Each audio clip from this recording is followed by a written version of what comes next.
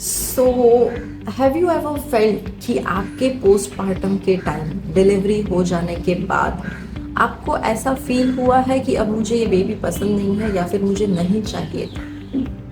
ऐसा होना बहुत ही नॉर्मल है। सो ये चीज़ होने पर क्या आपने कभी किसी से बात की है? Have you ever talked about this? Hi, this is Dr. Roshni, and I have been working as a female health coach for more than 5 years now. And I want to tell you that feeling lost in your motherhood is absolutely normal after the delivery. Yes. So today I'm going to take a very, very serious taboo thing, that postpartum depression.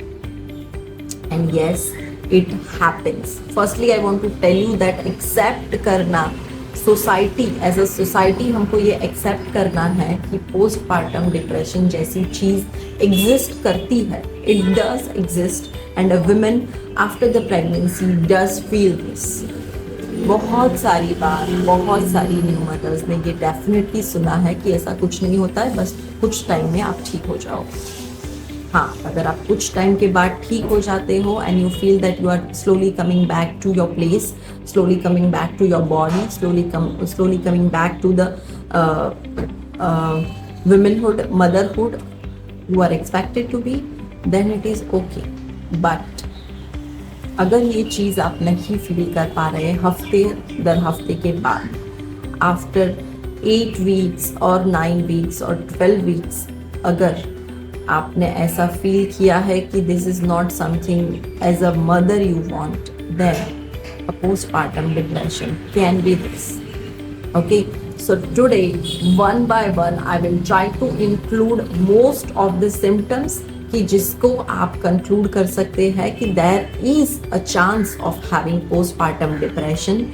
There is definitely something that you need to intervene. मतलब आपको इसके बारे में आपके self को मतलब check कराना ही है. This is something you have to consult with your doctor and you have to get the medication. आपको इसकी दवाई लेनी है, आपको इसका ट्रीटमेंट लेना है. बहुत बार ऐसा होता है कि a woman is not aware about her own self. मतलब जब बेबी आ जाता है पोस्टमार्टम में, इनिशियली ऐसे दिन होते हैं, हफ्ते 10 दिन 15 दिन, कि you are not sure of what is happening around. One thing.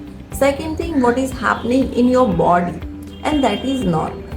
ठीक है, आपको नहीं पता है कि आप कब खाना खा रहे हो, आप कब सो रहे हो, आप कंटिन्यूसली फीडिंग करा रहे हो, आपको कंटिन्यूस टेंशन है, स्ट्रेस है, एंजाइटी है, एंड एक तरह का डिटैचमेंट है with the baby.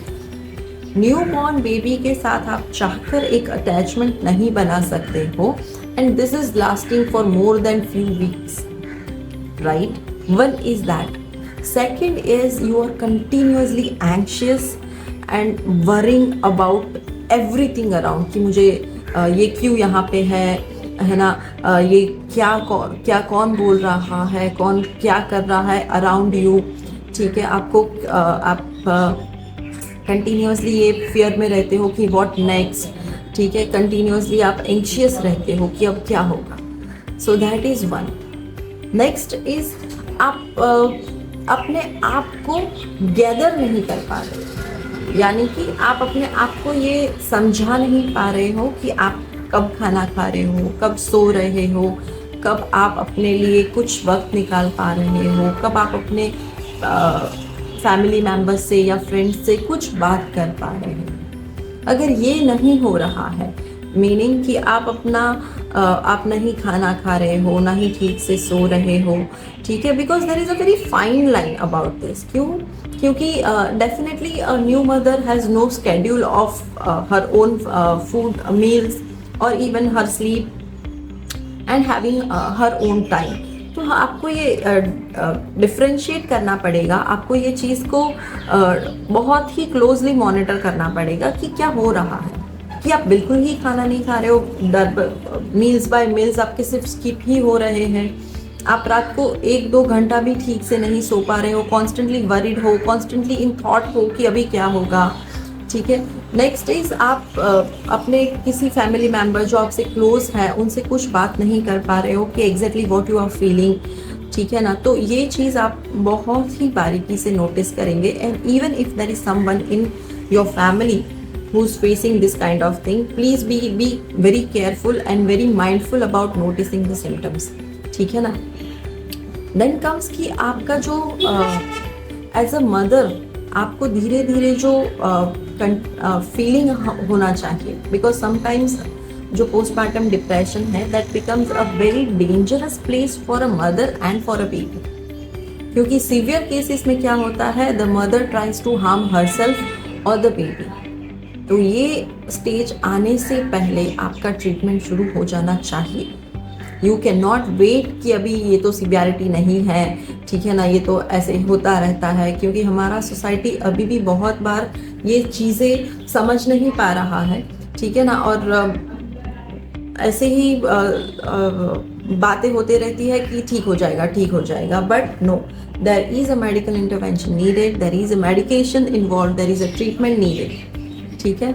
So postmortem depression बहुत ही रियल चीज़ है, ठीक है ना। आप ड्यूरिंग द प्रेगनेंसी भी आपके डॉक्टर से एक बार इसके बारे में ज़रूर बात करिए, ताकि आपको अपने बॉडी के सिम्टम को पहचानने में मदद मिले, ठीक है। क्योंकि ये पहचान पाना बहुत ही ज़्यादा ज़रूरी है कि how is your body reacting after the pregnancy, ठीक है। हार्मोनल शिफ्ट की वजह से there will be some kind of anxiety, some kind of uncomfort, some kind of doubts and frustrations, but they become normal, they settles down after certain time, because धीरे धीरे वो चीज़ें आपका बॉडी एक्सेप्ट कर लेता है, धीरे धीरे वो चेंजेस आपके अंदर इजीली देखने शुरू हो जाते हैं कि the things are coming back. आपका बॉडी है, आपका रिकवरी है, ठीक है, आपके मील्स है, वो सारी चीज़ें वन बाय वन सेटल होने लगती हैं।